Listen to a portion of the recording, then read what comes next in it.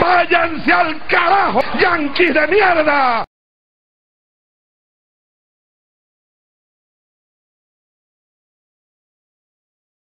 De subsidio y se colocará el precio de la gasolina a precio internacional. Es el mecanismo, lo pensamos bien. Yo les puedo decir, personalmente lo pensé durante años. Porque yo le ofrecí a Colombia en el anterior gobierno del nefasto Juan Manuel Santos, del fracasado Juan Manuel Santos, yo le ofrecí sistema de beneficio compartido. Ellos legalizaron el tráfico de gasolina hacia Colombia, lo legalizaron a través de leyes, de beneficios impositivos. Apenas entraba la gasolina que se robaban de Venezuela, entra a territorio colombiano, es legalizada. Y la persona que se roba la gasolina paga un impuesto y ya puede vender legalmente su gasolina. Y la propia empresa petrolera, Ecopetrol, compra. Es parte de la comercialización del contrabando de la gasolina venezolana y lo registra en sus libros. No producen gasolina y registran la gasolina venezolana como producida por ellos. ¿Ah? Cuando uno trata con malandros, con lacras, ¿verdad? No se puede creer en lacras, en las lacras que han gobernado Colombia. No se puede creer, ni tantico así, como decía el Che Guevara, ni tantico así se puede creer en las lacras que han gobernado Colombia.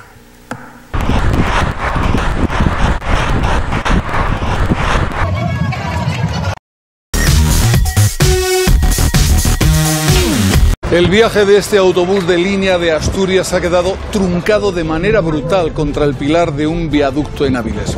5 pasajeros han fallecido en el choque, algunos en el acto. Y entre los 15 heridos, 2 de ellos están en estado crítico. Las causas del accidente siguen sin estar claras. Muy buenas noches a todos. Hoy, día 3 de septiembre, se cumplen 2 meses del nacimiento prematuro de los hijos mellizos de Pablo Iglesias y de Irene Montero. 2 meses también de su apartamiento voluntario de la vida pública, de la actividad política, de los medios de comunicación e incluso de las redes sociales para cuidar de los pequeños. 2 meses en los que han sucedido muchas cosas en el país: la llegada de Pablo Casado a la presidencia del Partido Popular, las disposiciones para exhumar los restos de Francisco Franco o el incremento de la tensión por la cuestión catalana a cuenta de lo que se llama ya la guerra de los lazos amarillos. Después de los momentos personales más duros para el secretario general de Podemos y para su compañera y portavoz en el Parlamento, Pablo Iglesias regresa a la actividad pública y visita estos estudios de Telecinco. Señor Iglesias, Pablo Iglesias, muy buenas noches. Gracias por estar aquí. Y en primer lugar, ¿cómo se encuentran los pequeños Leo y Manuel? ¿Ganan peso? ¿Están bien? Así es, buenas noches, Pedro, muy contento de estar aquí y por suerte nuestros hijos están mucho mejor y quiero desde aquí dar las gracias a los profesionales de la sanidad pública, en particular a los del Hospital Gregorio Marañón, al doctor Sánchez Luna y a todo su equipo. No sabemos lo que tenemos con la sanidad pública. Hemos hecho una nota hoy, Irene y yo, en la que decíamos que más importante para un país que cualquier bandera, que cualquier himno, es tener un sistema de sanidad universal y eso es lo mejor que tiene España. Un sistema sanitario que la verdad hay que poner en valor para todos los que lo usamos alguna vez, la verdad. ¿Qué sintieron ustedes, señor Iglesias, cuando supieron que el parto se adelantaba de esa manera y que eso podría tener consecuencias para la propia vida de los pequeños inicialmente o para su desarrollo? ¿Cuál fue su sensación, su sentimiento en ese momento? Bueno, no es una buena noticia para nadie. Yo creo que es deseable que todos los niños y niñas nazcan a término, pero por suerte todos los padres y madres de niños prematuros, y quiero mandar un saludo también a los padres y madres con los que compartimos hospital y hemos compartido incubadora, tenemos la suerte de que en España contamos con una sanidad pública que está preparada para responder a cualquier eventualidad y que en este caso cuidan a los prematuros, bueno, pues de una manera muy especial y con unos costes que nadie podríamos pagar si la sanidad estuviera sometida a la dictadura de la oferta y la demanda. Creo que por suerte en este país las madres y padres de niños prematuros tenemos la fortuna de contar con los mejores profesionales de enfermería, médicos que dan el mejor trato y por suerte buena parte de los niños y niñas prematuros crecen perfectamente. Que este tratamiento exigía la presencia de ustedes dos, porque he oído hablar, y usted nos confirmaba hace un instante, que había una cuestión que era contacto de piel de los pequeños con ustedes, ¿no? Es muy importante para los niños y muy importante para los padres, es el método canguro. Se inventó en Colombia hace algunas décadas porque allí tenían muchas dificultades para tener incubadoras con todos los niños y niñas, y los colocaron encima de las madres y encima de los padres, y se dieron cuenta de que eso tenía muchos beneficios para los niños. Es muy bueno para los bebés desde el principio poder pasar horas encima del pecho, sobre todo de las madres, pero de los padres también, y yo creo que es muy bueno también para los padres y madres porque te hace tener un vínculo muy especial. Y en el Gregorio Marañón no solamente tratan a los niños, tratan a las familias, y el método canguro y el enorme cariño de todos los profesionales de enfermería, de todos los médicos, es fundamental para que las cosas salgan bien y para que los niños y sus familias salgan adelante. Le voy a contar algo a los periodistas, a muchos, simplemente por haber tenido contacto con usted, por hacerle una entrevista. La verdad es que nos preguntaban, oye, ¿cómo están los niños de Pablo Iglesias? Pero también sabemos que han recibido ustedes muchos mensajes de compañeros, pero también de oponentes políticos. Por ejemplo, Pablo Casado sí que se puso en contacto con usted rápidamente porque él tiene un caso parecido, claro, ¿no? Creo, ¿no? Pablo empatizó desde el principio porque, bueno, él tiene un niño que nació como los nuestros y que está perfectamente, que además, por lo que sé, le trataron en el mismo hospital, en el Gregorio Marañón, y que está de maravilla. Pero todo el espectro político, desde la izquierda abertzale hasta el Partido Popular, solamente hemos recibido muestras de solidaridad y de cariño. Hasta el jefe del Estado se puso en contacto conmigo y me transmitió su cariño y el de la reina, y bueno, pues aunque nosotros somos republicanos, no podemos por menos que agradecer esa llamada y agradecer a todas las fuerzas políticas de todo el espectro político, todas las fuerzas políticas de Cataluña, del País Vasco, del conjunto del Estado.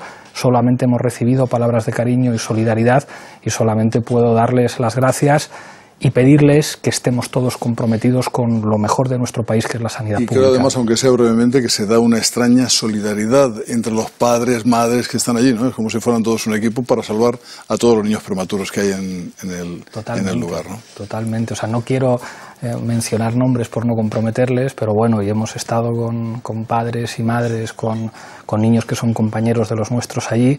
Yo no sé si nuestros niños seguirán en contacto con esos niños en el futuro, pero sus madres y padres y nosotros somos compañeros para siempre, porque hemos pasado muchas horas de unidad de cuidados intensivos juntos y acompañados, ya digo, por la gente del Gregorio Marañón, que es maravillosa, y ese vínculo es muy especial. Bueno, y hoy, 2 meses después de ese silencio, yo diría que absoluto, bueno, pues vuelve usted a la vida pública. Le agradezco, por cierto, que esté aquí para contarnos esta experiencia.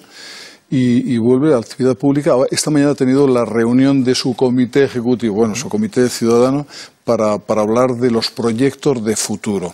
¿Han planteado cómo va a ser la colaboración o las exigencias al Partido Socialista, a Pedro Sánchez, para seguir colaborando con el Gobierno? Imagino que ustedes han venido a imponer, y he leído algo también, han venido a imponer, bueno, pues medidas como más impuestos, banca, etcétera, etcétera, ¿no? Al contrario, nosotros pensamos que hay que bajar los impuestos a los autónomos y hay que bajar a los impuestos a la gente más humilde, por ejemplo, haciendo que el IVA se reduzca en los productos de primera necesidad y haciendo que los autónomos en este país, bueno, pues tengan cuotas progresivas en función de lo que facturan. El problema que tenemos en España es que hay privilegios fiscales, y con esos privilegios fiscales hay que acabar. No pueden ser ni los privilegios fiscales de la Iglesia, pero tampoco los privilegios fiscales de sociedades mercantiles que operan en el mercado inmobiliario a través de fondos buitres, tributando al 0%. O que el tipo efectivo de impuesto de sociedades de muchas grandes empresas sea el 6%. En este país, los que pagan impuestos de verdad, gracias a los cuales tenemos la sanidad que tenemos, es la gente trabajadora. A esos no hay que tocarles los impuestos, pero hombre, a las grandes fortunas sí. A los buitres financieros también. La Iglesia tiene que pagar el IBI también. Y los bancos que han tenido beneficios y que fueron responsables de la crisis, pues hombre, que se aprieten el cinturón. Si han tenido beneficios, que se esfuercen. Alguien preguntó por el IRPF. Nosotros decimos, no hay que tocar el IRPF, bueno, pues salvo también, ¿no? De los que cobran 10.000 euros al mes. Yo creo que ese 1% de asalariados que cobra 10.000 euros al mes van a estar todos encantados de esforzarse un poco más para que en España haya mejores servicios públicos. ¿Pero a partir de qué renta hay que incrementar el IRPF? Porque ustedes propusieron 140.000 euros. 140.000, pero ustedes propusieron inicialmente 60.000 euros. Y hemos llegado a un principio de acuerdo con el Gobierno para decir, bueno, de momento vamos a tocar a quien gana 10.000 euros al mes. Y es que además yo creo que a esa gente no le va a doler. Cualquiera que gane 10.000 euros al mes sabe que tiene mucha suerte y estoy convencido que esa gente va a ser solidaria para decir, claro que yo me puedo esforzar un poquito más para que en este país haya una educación y una sanidad mejor. Y sobre todo, además hay que perseguir el fraude fiscal. No puede ser que los inspectores de Hacienda estén persiguiendo solamente a quien hace chapuzas un fin de semana para llegar a fin de mes. Hay que perseguir a los grandes defraudadores, a los que tienen cuentas en Suiza, en Andorra o que tienen empresas en paraísos fiscales como Panamá. Eso es lo que hay que hacer, porque al final, si conseguimos que en España haya justicia fiscal, que estamos a 8 puntos de distancia de la media europea, en España podremos tener mejores hospitales, mejores escuelas y mejores servicios públicos. Por cierto, estos 2 meses de ausencia, tanto de usted como de su compañera Irene Montero, dan la impresión de que se ha desfondado Podemos. La gente tiene la impresión en general, incluso las encuestas lo señalan, que Podemos no es lo mismo con Pablo Iglesias e Irene Montero que sin ellos. ¿No tiene banquillo Podemos? Yo escuchaba antes de ser padre, que mucha gente decía, el problema de Podemos es Pablo Iglesias. Podemos está muy bien, pero el problema es Pablo. Y cuando no estamos dicen, no, es que como no están Pablo e Irene, el problema son ellos. Yo creo que ni lo primero ni lo segundo. Creo que es perfectamente natural que cuando alguien tiene un hijo, y además si sus hijos son hospitalizados, se pida una baja. Eso hay que normalizarlo en cualquier profesión. Le puede ocurrir a cualquiera y hay que normalizar que los permisos de maternidad y de baja por paternidad son sensatos y que no pasa nada porque durante 2 meses o las semanas que sean, alguien esté cumpliendo con la primera obligación de cualquiera, que son sus obligaciones familiares. Y claro que hay banquillo. Prueba de ello es que en este verano, cuando nosotros hemos estado ocupándonos de nuestros hijos, Podemos y las fuerzas políticas del espacio confederal han logrado sentarse con el Gobierno y decirles, en el mes de junio no lo hicisteis bien para negociar el techo de gasto, ahora hay que sentarse, hay que llegar a acuerdos políticos y hemos logrado, para empezar, que el Partido Popular pierda su capacidad de veto en el Senado y un principio de acuerdo para que las pensiones se renueven y crezcan conforme al IPC. Eso se ha hecho con Irene Montero y Pablo Iglesias cuidando a sus hijos. ¿Pero no tiene la impresión de que se ha desdibujado la idea de Podemos, por ejemplo?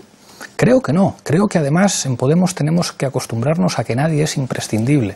Que en Podemos hay muchas mujeres y hombres que pueden asumir perfectamente las responsabilidades y lo han demostrado teniendo negociaciones de gobierno muy difíciles que, como digo, han tenido como primer resultado que los pensionistas en España van a cobrar con arreglo a la subida del índice de precios al consumo. Que si les cuesta más ir al supermercado, van a cobrar en función de eso. Eso lo han hecho gracias a gente como Yolanda Díaz, como Pablo Echenique, como Ione Belarra, como Noelia Vera, que han estado al frente de la organización cuando 2 dirigentes, por razones familiares, están cuidando a sus hijos. Eso hay que normalizarlo en la política y en todas las profesiones. Y además no puede ser que de eso se ocupen solamente las mujeres. Los hombres tenemos que asumir al 50% las cargas familiares. Le voy a pedir que escuche algo, porque hoy el ministro de Fomento, José Luis Ábalos, ha dicho que no se van a aferrar al poder si no salen las cuentas. Vamos, que podría haber elecciones anticipadas y algo más, porque también ha venido a reconocer que tener políticos en prisión, es lo que él ha dicho, no ayuda a la aprobación de los presupuestos. No ayuda tener políticos presos, no ayuda, y más en un proceso como de normalización, no sé si a los presupuestos generales, pero en cualquier caso no ayuda a nada. Yo no sé si esto es un mensaje para alguien, o para usted, o para los nacionalistas, o para quién, pero ¿hay que prepararse para unas elecciones anticipadas? Si el Gobierno decide convocar elecciones, nosotros saldremos a ganarlas. Nosotros ya dijimos, preparando la moción de censura, y todo el mundo reconoció después que si no hubiera sido por nuestro trabajo no habría habido moción de censura, dijimos, si esa moción de censura no sale adelante, presentamos otra instrumental para convocar elecciones. Si el Gobierno no quiere llegar a acuerdos y quiere convocar elecciones ya mismo, nosotros saldremos a esas elecciones a ganarlas. Sospecho, porque hablo con el presidente del Gobierno, que el presidente del Gobierno no quiere convocar elecciones y quiere llegar a acuerdos. Bueno, pues para llegar de acuerdos hay que sentarse y hay que remangarse. ¿Y usted qué impresión tiene? ¿Estamos nosotros dispuestos a ser socios de gobierno y cogobernar desde el Parlamento? Sí, pero eso implica llegar a acuerdos sobre algunas cosas. Para empezar, los alquileres en España tienen que bajar. No puede ser que la gente esté pagando más del 40% de lo que gana en el alquiler. Y eso implica intervenir sobre el mercado inmobiliario. Hay que generar un parque de vivienda pública y hay que forzar a los tenedores de un gran número de viviendas que las pongan en el mercado de alquiler a un precio justo. Al mismo tiempo, las pensiones se tienen que revalorizar al ritmo del IPC, si se quiere llegar a un acuerdo con nosotros. Material escolar gratuito en la educación primaria y en la educación secundaria. Bueno, vamos a buscar acuerdos en esos elementos, vamos a acabar con el copago sanitario de una vez y si el Gobierno está dispuesto a negociar y a razonar con nosotros para avanzar en ese tipo de políticas sociales, material escolar gratuito, pensiones revalorizadas al IPC, bajar los alquileres, sentar a las eléctricas para bajar la factura de la luz, entonces estamos dispuestos a ser socios y a cogobernar. Vamos con otro asunto. El ambiente, como sabe, está muy caldeado en Cataluña, demasiado caldeado ya diría. Incluso conocemos enfrentamientos más allá de lo puramente verbal. Una mujer golpeada gravemente por quitar unos lazos amarillos. Un cámara de Telemadrid agredido también porque alguien en una concentración de ciudadanos le confunde con un trabajador de la televisión autónoma catalana. ¿No teme que con el paso de los días se agraven los incidentes y más con la diada en el horizonte? Bueno, me preocupa la irresponsabilidad de algunos dirigentes políticos. Albert Rivera hasta hace meses quería ser presidente de España y ahora está organizando manifestaciones en las que se agrede a periodistas. Es muy grave que en una manifestación de ciudadanos un periodista que no de Telemadrid, parte de la concentración. Menos mal, es que solo faltaría, pero ha sido en una manifestación convocada por ellos. Hemos visto a Albert Rivera ponerse al frente de encapuchados que están retirando lazos amarillos. Yo creo que a algunos les interesa un ambiente de crispación que no ayuda a solucionar un conflicto político que hay en Cataluña. Y ojo, en España hay problemas más graves que el hecho de que se pongan o se quiten lazos. No se está hablando de que de un año a esta parte la factura de la luz ha subido un 9%. Que hoy la gente que nos está viendo, si tiene que llenar un depósito normal de gasolina o de gasoil, va a pagar 70 euros. Y algunos nos quieren convencer que el problema es quitar lazos amarillos en Cataluña. Bueno, creo que hay que ser más responsables. Alguna responsabilidad en esto tendrán también los independentistas y otras intervenciones de grupos más radicales Nosotros... en Cataluña. Yo, por cierto, simplemente un detalle. Hoy mismo el Defensor del Pueblo ha instado a la Generalitat de Cataluña a retirar los lazos amarillos de los edificios y espacios públicos. Yo creo que en democracia hay que respetar la libertad de expresión, la de todo el mundo. Creo que las instituciones tienen derecho a expresar lo que piense la mayoría de los representantes en esa institución y que eso no tiene que suponer un problema en democracia. Cada uno tiene derecho a poner en su balcón la bandera que quiera o la pancarta que quiera. Lo que pasa es que cuando solo se discute de esto y el problema es que unos ponen lazos y otros los quieren quitar, de repente nadie se acuerda que en Cataluña tenemos la lista de espera de los dependientes más grave en el conjunto del Estado junto a Canarias. O nadie habla de que los ciudadanos en Cataluña, como en el resto de España, tienen que pagar la luz un 9% más cara. Entonces yo aquí lo que diría es que cada uno ponga en su balcón la bandera, el lazo que quiera, que las instituciones pongan los lazos o las expresiones que les dé la gana y vamos a ocuparnos ya de una vez de la gente, porque al tiempo que algunos se pelean por los lazos, en este país hay un 40% de españoles que no se ha podido permitir ni una semana de vacaciones. Ahora que llegamos a septiembre y mucha gente ha podido disfrutar de vacaciones, bueno, pues el 40% de los españoles, según datos del Instituto Nacional de Estadística, no se han podido permitir ni una semana. Mañana, que es día 4, el presidente catalán, Quim Torra, tiene previsto ofrecer una conferencia política, el último de sus intentos para relanzar pues esa carrera hacia la independencia de Cataluña, y todo a solo 8 días, como decíamos antes, de la fiesta nacional de Cataluña, la Diada. ¿Referéndum de autodeterminación o ruptura? Parece que ese va a ser su planteamiento. El presidente Sánchez, sin embargo, habla de referéndum sobre el autogobierno. Le escuchamos. Sin duda alguna es un referéndum por el autogobierno, no por la autodeterminación. Els seus presos polítics exiliats i el dret a l'autodeterminació de Catalunya, és que són els dos temes centrals. Hemos salido los últimos 10 años a la calle a manifestarnos por más autogobierno. Que se haga a un lado y que convoque elecciones, porque es una línea roja que no vamos a tolerar. ¿Está proponiendo el señor Sánchez hacer otro estatuto inconstitucional? Me pregunto. ¿Y cuál es la posición de Podemos? Nosotros hemos defendido siempre que Cataluña siga dentro de España, pero que los catalanes lo puedan decidir. Pero como hacemos política, sabemos que nuestra posición no es la única. Nosotros defendemos eso. Los independentistas se quieren ir. Hay otras formaciones políticas que dicen no a un referéndum de esas características, vamos a hablar del estatuto. Bueno, pues yo creo que los que somos representantes políticos tenemos que ganarnos el salario, sentarnos a una mesa, reconocer que en política hay diferentes posiciones, que hay algunos que van a defender la independencia, que otros no vamos a defender la independencia, pero nos parece bien que se vote, que otros ni siquiera comparten que se pueda votar. Sentémonos todos y busquemos un consenso en lugar de seguir peleándonos por el color de los lazos. Lo que ocurre es que me parece que sea el mejor momento para un referéndum sobre la independencia, con toda la tensión que hay alrededor y con la propaganda también alrededor, de todo tipo, ¿no? Bueno, yo creo que votar es siempre una cosa buena. Incluso aunque los referéndums sean consultivos, saber lo que opina la gente es una cosa que hay que desdramatizar en democracia. Pero en cualquier caso, reconocer la legitimidad del adversario. Aquí hay algunos que no quieren que haya un referéndum de esas características y proponen, con toda la legitimidad del mundo, bueno, cambiar el estatuto. Otros dicen que quieren un referéndum para poder decidir. Bueno, parece que todos no queremos las mismas cosas. Sentémonos en una mesa y tratemos de buscar acuerdos y propuestas de consenso. Lo que yo creo que está claro que ha fracasado en Cataluña es, por una parte, la judicialización de la política y la excepcionalidad, y por otra, el unilateralismo. Nosotros muchas veces nos hemos visto en una posición muy incómoda diciendo, pues no estamos de acuerdo con el unilateralismo de los independentistas y tampoco estamos de acuerdo con la represión y la judicialización. Y creo que al final, los que menos gritábamos, pues creo que teníamos razón. Sentémonos a negociar y a hablar todos. Señor Iglesias, en estos 2 meses de ausencia de la vida pública, pues han pasado muchas cosas en este país. Le voy a pedir que se pronuncie, bueno, lo más brevemente posible. Por ejemplo, el Partido Popular tiene nuevo presidente, Pablo Casado. ¿Le sorprendió su victoria? No. En lo personal me alegré por él. En lo estrictamente político hay una cosa que me preocupa. Veo últimamente a Casado compitiendo con Rivera a ver quién defiende más a Franco con lo del Valle de los Caídos. Y no entiendo cómo 2 personas de menos de 40 años se dedican a defender a Franco en este momento. Que le defendiera a Fraga, que fue su ministro, lo puedo entender. A Casado en posiciones de extrema derecha compitiendo con Rivera, me parece que es una mala noticia no para el Partido Popular, sino para el conjunto de los españoles, aunque en lo personal pues le tengo aprecio y me alegro por él. ¿Cree usted que tiene un largo recorrido Casado dentro del Partido Popular, a pesar, bueno, por este asunto del máster que se ha suscitado? Bueno, creo que eso lo tendrán que decidir los inscritos del Partido Popular o, en todo caso, los jueces.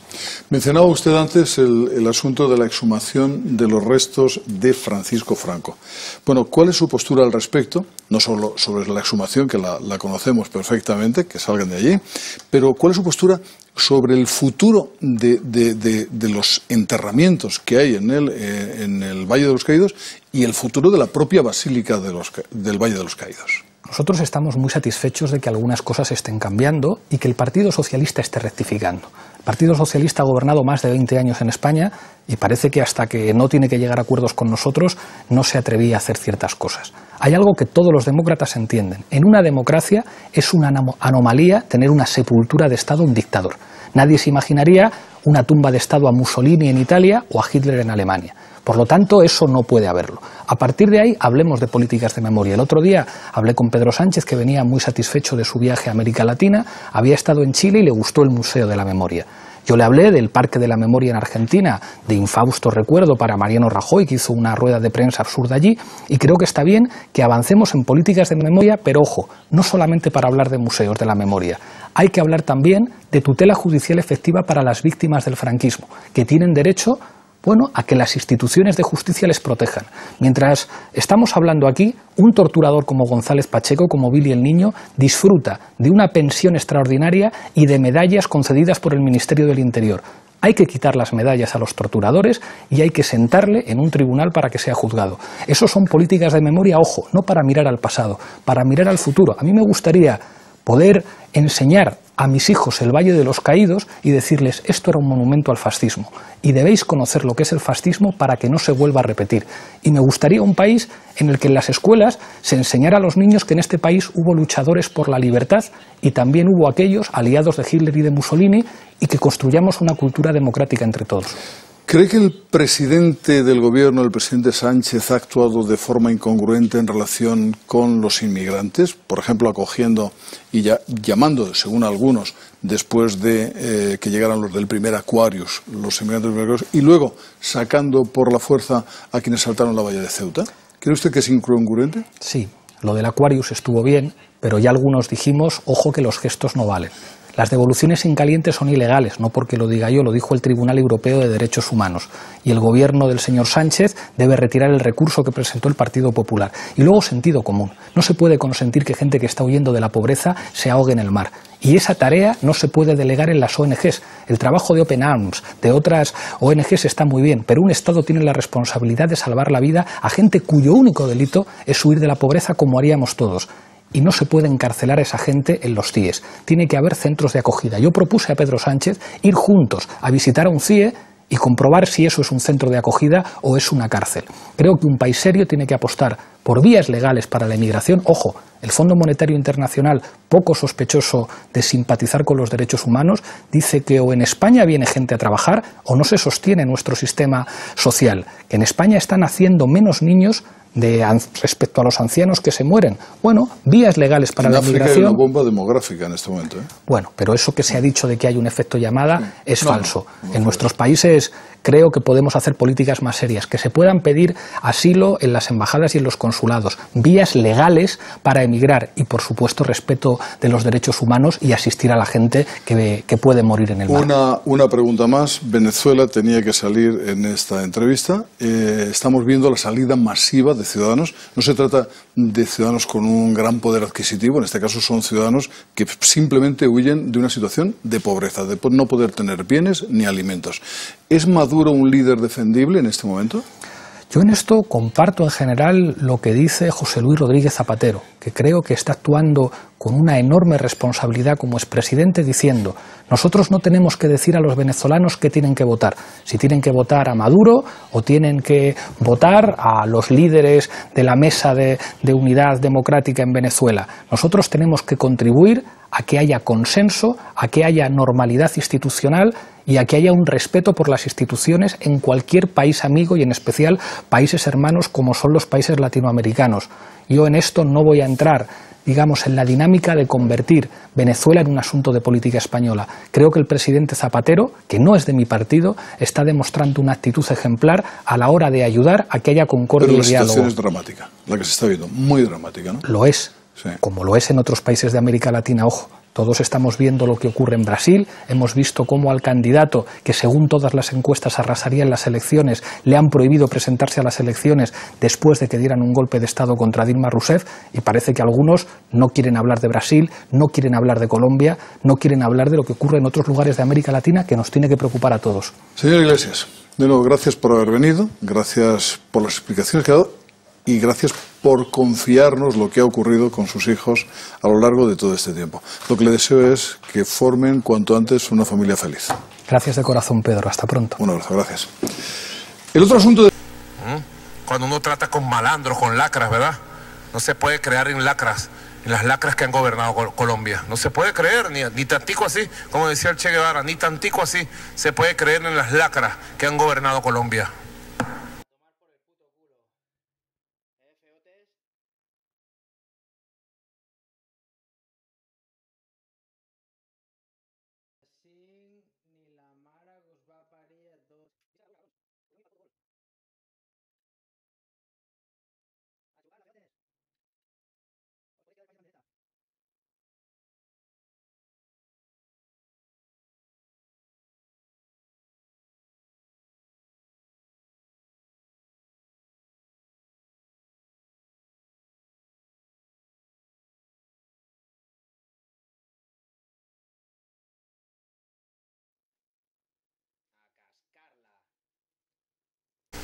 Hemos tomado un camino verdaderamente hermoso. Vamos a seguir aquí revisando cada uno de los elementos del programa de recuperación económica. He estado pendiente del plan Vuelta a la Patria. Quisiera comentar brevemente. Llegaron a Venezuela, como saben ustedes, de Lima, Perú, un grupo de venezolanos que nos solicitó en la embajada venezolana en Lima, que querían regresar producto, bueno, de la xenofobia, de la persecución, del esclavismo que han visto en esos países capitalistas. La persecución por el solo hecho de ser venezolano. Muchos de ellos dijeron, bueno, en medio de la guerra económica del país, escuchamos los cantos de sirena en las redes sociales, en la televisión.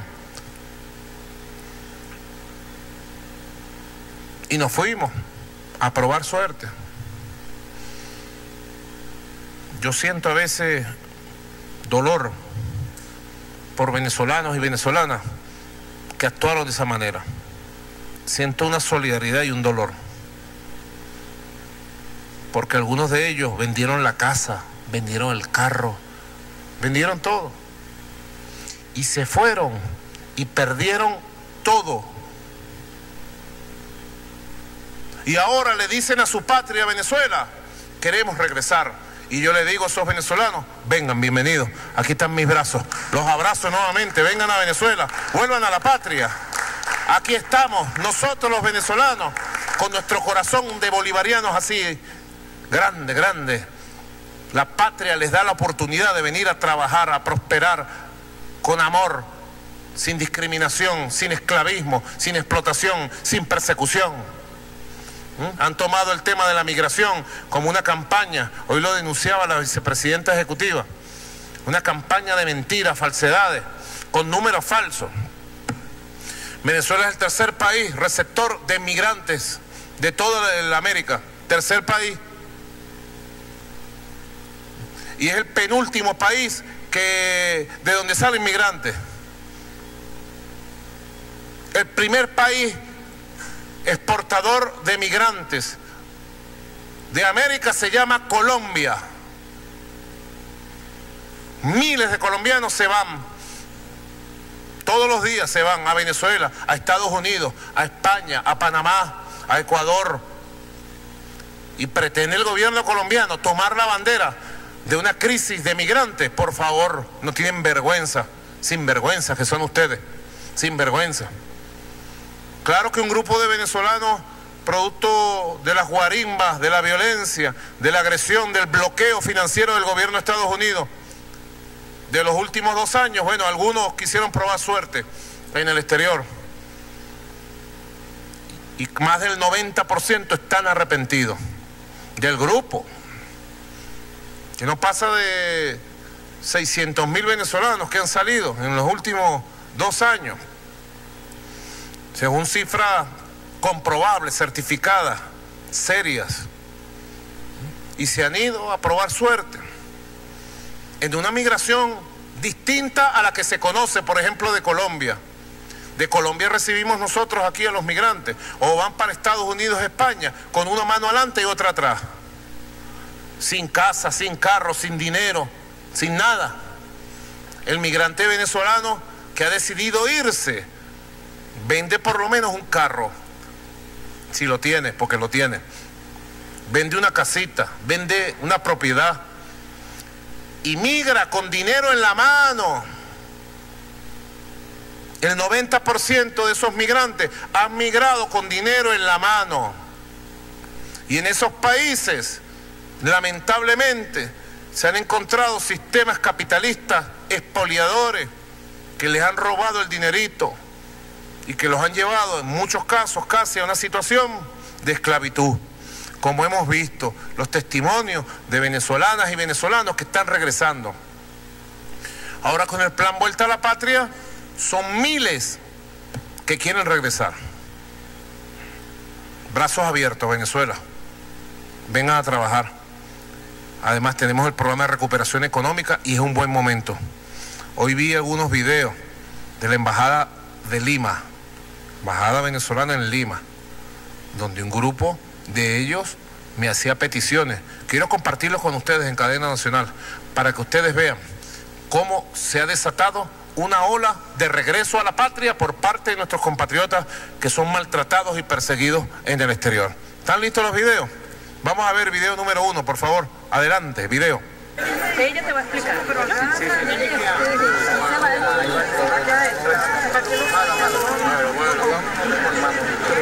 Ella, ¿no?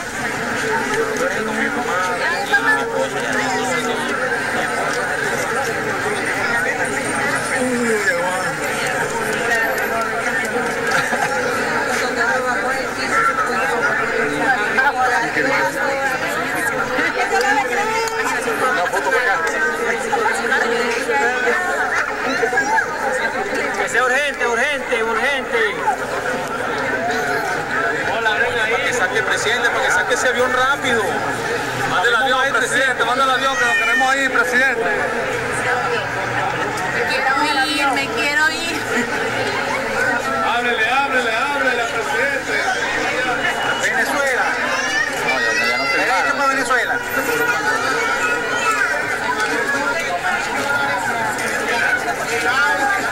Llámenle al presidente que se dirige al presidente porque manda el avión. Mándalo.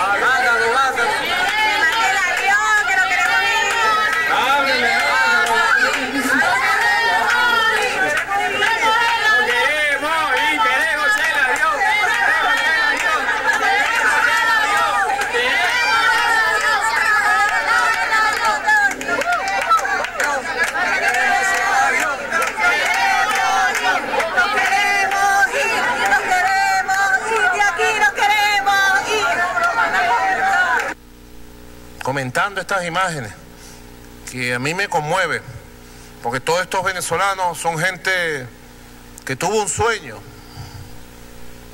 Yo puedo compartir o no el sueño que ellos tuvieron en su momento.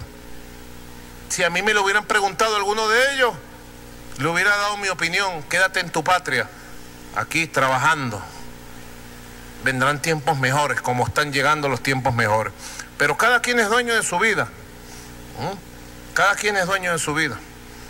Y tengo que denunciar en Colombia, en Ecuador, en Perú y en otros países se está desarrollando una campaña de odio, de persecución, de desprecio, xenofóbica contra el pueblo de Venezuela, contra los ciudadanos y ciudadanas de Venezuela.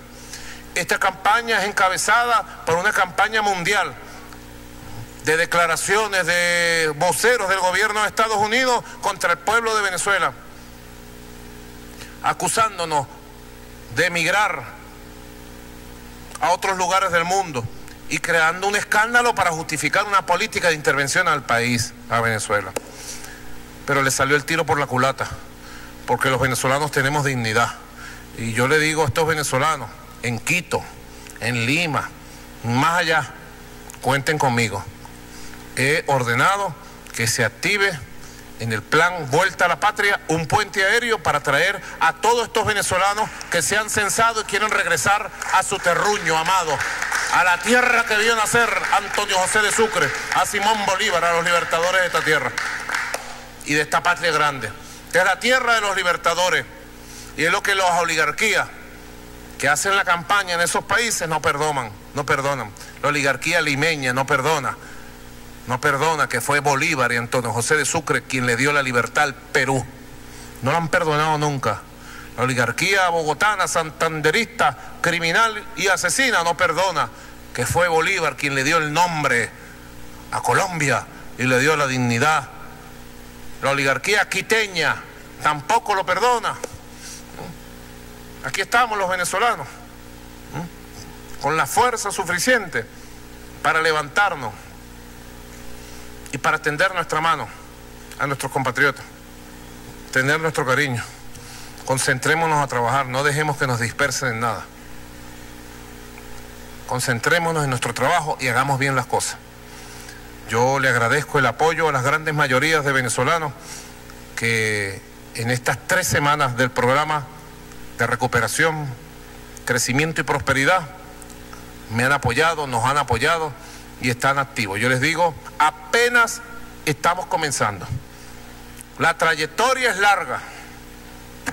Soy optimista porque personalmente he conducido cada fase de preparación y de activación de este programa de recuperación económica, que tiene como centro la felicidad del pueblo, que tiene como centro dignificar y fortalecer el trabajo frente al capital, que tiene como centro desatar las fuerzas productivas de nuestro país de manera diversa, de manera dinámica, en una nueva dialéctica de crecimiento verdadero, ahora sí, con estabilidad, ahora sí, una nueva estabilidad, un nuevo modelo económico que vaya rumbo al socialismo productivo. Bueno, compatriotas, lunes 3 de septiembre 2018, primer lunes de septiembre, y vamos bien, vamos avanzando y vamos en batalla. Vamos pues, Pido el apoyo de todos ustedes para seguir avanzando en el plan de ahorro, en el plan de estabilidad, en el plan cambiario, en el plan de precios, en el plan productivo y seguir en el programa de recuperación económica. Que nada ni nadie nos saque del centro de nuestro esfuerzo, que nada ni nadie nos saque del centro de la misión que debemos cumplir. Muchas gracias, compatriotas. Sigamos adelante con mucha fuerza, con mucho amor. Cuento con ustedes y cuenten ustedes conmigo. Hasta la victoria siempre. Buenas noches. ¡Que viva Venezuela!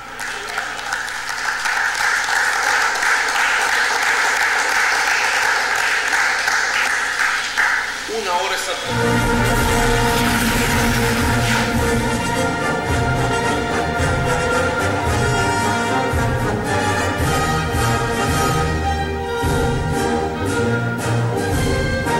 Ha culminado esta transmisión conjunta de radio y televisión.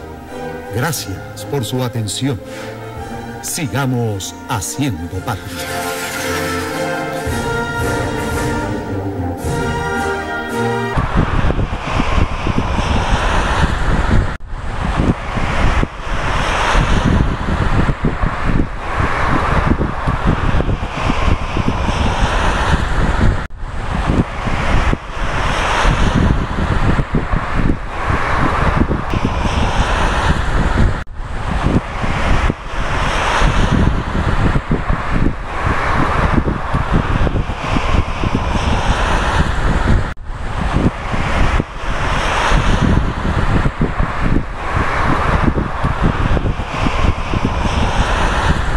El gobierno de Venezuela expondrá ante la Asamblea General de las Naciones Unidas la verdad acerca de la realidad migratoria en el país. Ante medios de comunicación nacionales e internacionales, la vicepresidenta ejecutiva de la República, Delcy Rodríguez, informó que en el seno de la Organización de Naciones Unidas se defenderá la integridad y dignidad de Venezuela. Nosotros confiamos en el secretario general de las Naciones Unidas. Lo elegimos para la paz, para la estabilidad. Confiamos en el sistema multilateral de las Naciones Unidas. Confiamos en que se respete el derecho internacional público. Venezuela es un país que siempre ha estado a la vanguardia en la promoción y en la defensa del sistema multilateral. Y por tanto, actuaciones de funcionarios aislados no la vamos a permitir. Durante este encuentro con los medios de comunicación, Rodríguez exhortó a la Unión Europea a revisar la realidad que actualmente vive el viejo continente como parte de la gran ola migratoria proveniente de África y el Medio Oriente por las invasiones imperiales, considerada por instancias internacionales como una verdadera crisis humanitaria mundial. Porque esto lo causó Europa, esto lo causaron las invasiones ilegítimas, ilícitas de la OTAN en países de África y del Medio Oriente. La peor crisis humanitaria que ha vivido la historia de la humanidad la está viviendo Europa. Y no es Venezuela, precisamente. Con cifras reveladoras, el gobierno venezolano demostró que Colombia sigue siendo el mayor país con desplazados en el mundo, situación que se ha agudizado desde la firma del acuerdo de paz en la nación vecina. Pero no solamente ha aumentado el número de desplazados internos, sino que Venezuela, siendo uno de los primeros países receptores de migraciones en Sudamérica, ha visto reflejado en el número de colombianos que vienen a Venezuela y se quedan en nuestro país, ha aumentado la cifra estos últimos años, superan los 100.000 por año.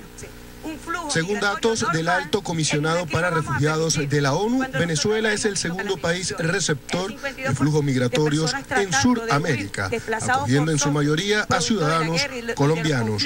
Carlos Revete, La Noticia. En otra actividad con la Fuerza Armada Nacional Bolivariana, la vicepresidenta ejecutiva exigió a la Organización de las Naciones Unidas mostrar la verdad migratoria de Venezuela. Nosotros hemos exigido a la Organización de las Naciones Unidas que se trabaje con las cifras oficiales que aporta el Estado venezolano. Son las únicas que vamos a reconocer y estamos así dispuestos a llevar adelante todo este trabajo conjunto en respeto a la soberanía de Venezuela. El denominado Grupo de Lima, junto al gobierno estadounidense, buscan generar un falso positivo para justificar una intervención militar en Venezuela. Así lo denunció el ministro del Poder Popular para la Comunicación e Información, Jorge Rodríguez. Durante un trabajo de investigación se mostró cómo a través de las redes sociales se ha buscado posicionar deliberadamente la matriz de una supuesta crisis humanitaria en Venezuela. En los últimos 30 días, en inglés y en español, las redes sociales han mencionado a Venezuela con una situación, comillas, de crisis humanitaria, comillas, 140.599 veces. Brutal, absurdo, increíble. Siria, país en guerra, sometido a una brutal destrucción, ha sido mencionada una situación de crisis humanitaria 29.989 veces. Asimismo, Rodríguez informó que los venezolanos que lleguen a Colombia son usados con fines políticos para generar un falso positivo contra Venezuela. A los venezolanos que han migrado a Colombia no los integran a la sociedad colombiana, como si hacemos nosotros con los colombianos que vienen a Venezuela, con los ecuatorianos, con los peruanos. No, los ponen en campamentos, los agrupan para tomar la foto y continuar con el falso positivo, continuar con el fake news. ¿Por qué? ¿Para qué? Uno, para poder alimentar el expediente de Obama, John Kelly y el cartel de Lima. Crisis humanitaria igual intervención de Venezuela.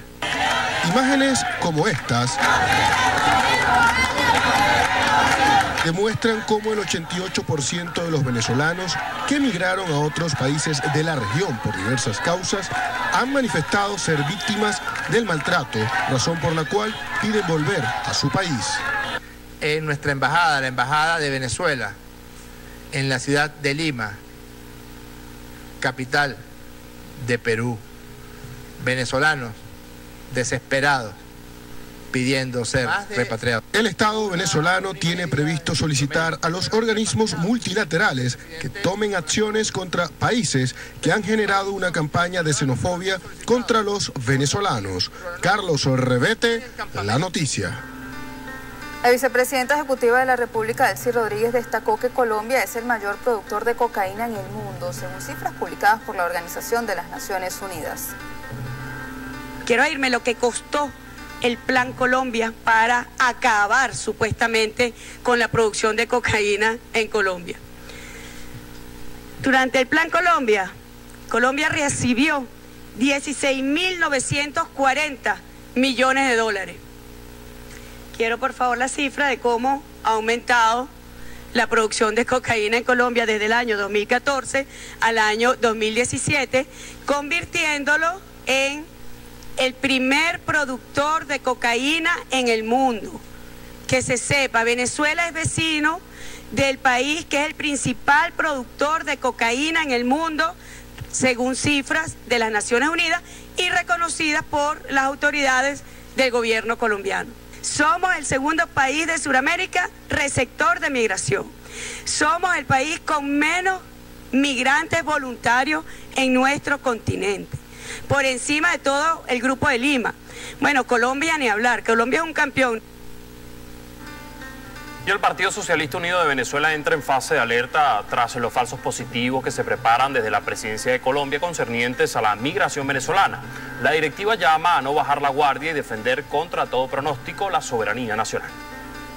Para el primer vicepresidente del PSUV, Diosdado Cabello, se trata de una campaña de odio dirigida desde el vecino país por Alberto Federico Rabel, la cual busca malponer a los venezolanos ante el mundo y generar una situación de drama colectivo. Identifiquemos plenamente dónde está el adversario, quién lo dirige, cuál es la campaña y cuál es el fondo de esta gran campaña, la agresión contra nuestro país. Preparar al mundo para justificar luego cualquier acción contra nuestro país.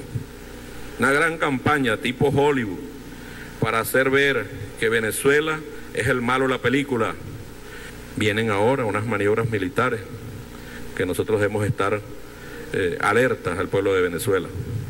Nuestro país debe estar alerta, nuestro pueblo, nuestra militancia alerta, alerta. No descartemos ninguna opción que ellos no la han descartado. Consultado sobre las amenazas recientes del senador republicano Marco Rubio, Cabello asegura que forma parte del show mediático.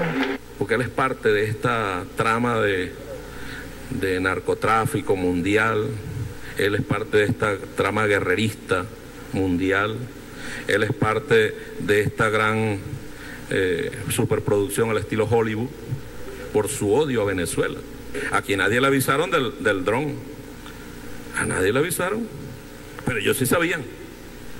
Te garantizo que Marco Rubio sabía de ese dron.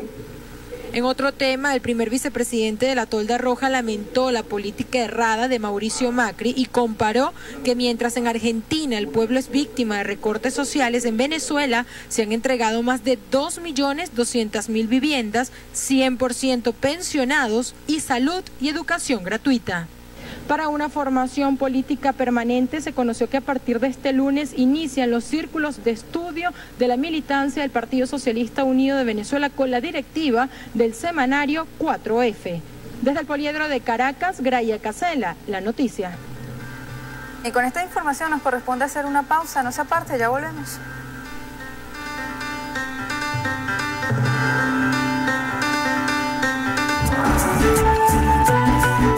Ya vuelve La Noticia Estelar.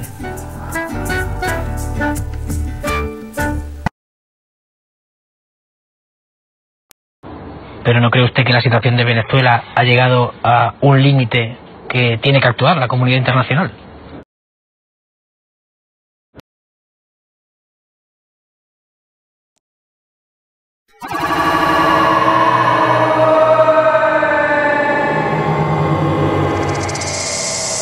Y Fiscalía, donde fueron increpadas. El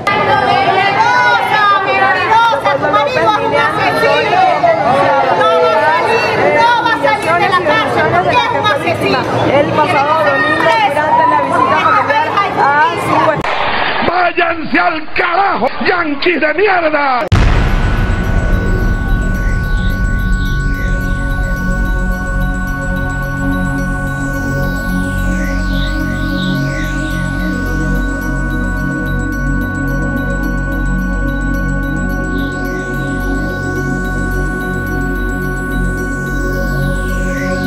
Sobre inmigración, hoy nos ha llamado la atención Carmen Ferrero que la portavoz de un partido de ultraderecha en Alemania ha utilizado la política migratoria de Pedro Sánchez para defender sus argumentos.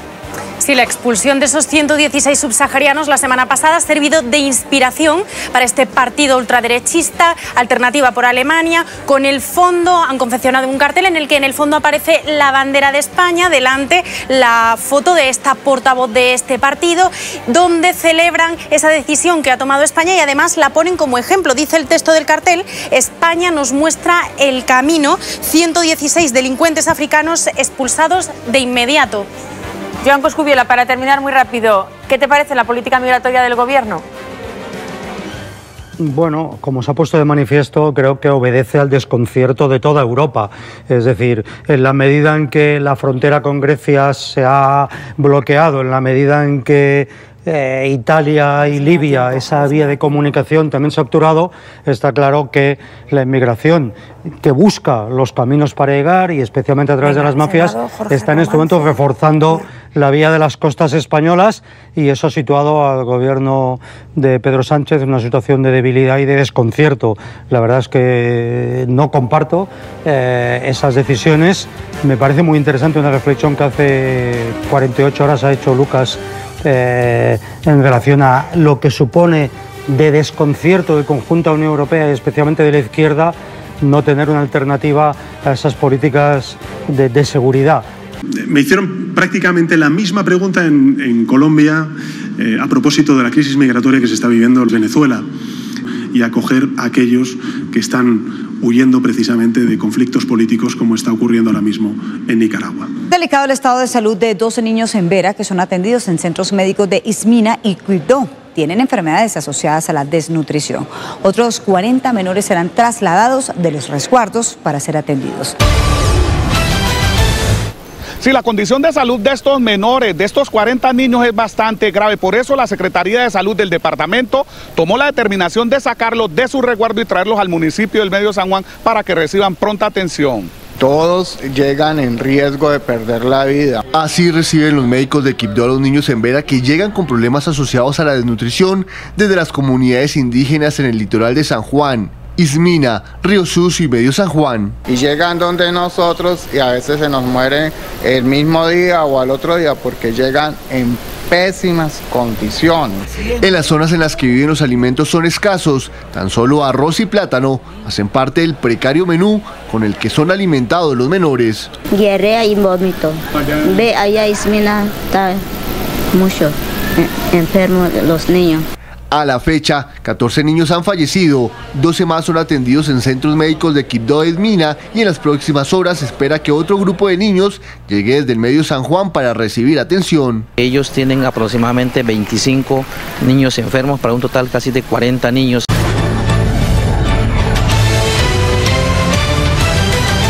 Un equipo periodístico de RCN sigue de cerca la dramática situación de decenas de niños indígenas en Chocó. Acompañamos las labores de atención humanitaria en el Medio San Juan. 51 menores están en riesgo por enfermedades derivadas de la desnutrición. En las últimas semanas han sido reportadas la muerte de 14 pequeños.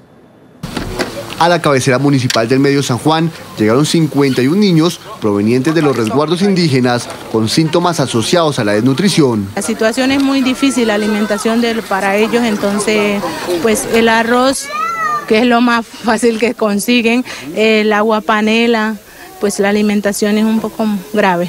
El vómito y la diarrea pues ya se están deshidratando, ¿no? Se vienen con sintomatologías respiratorias y gastrointestinales. Otros 15 niños que también presentan síntomas asociados a la desnutrición.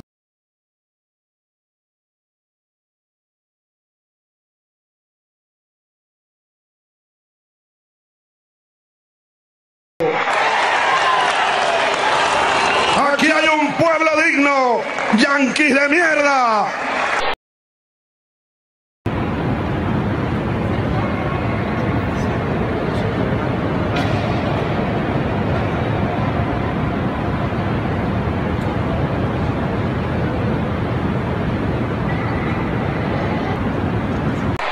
Váyanse al carajo, yanquis de mierda.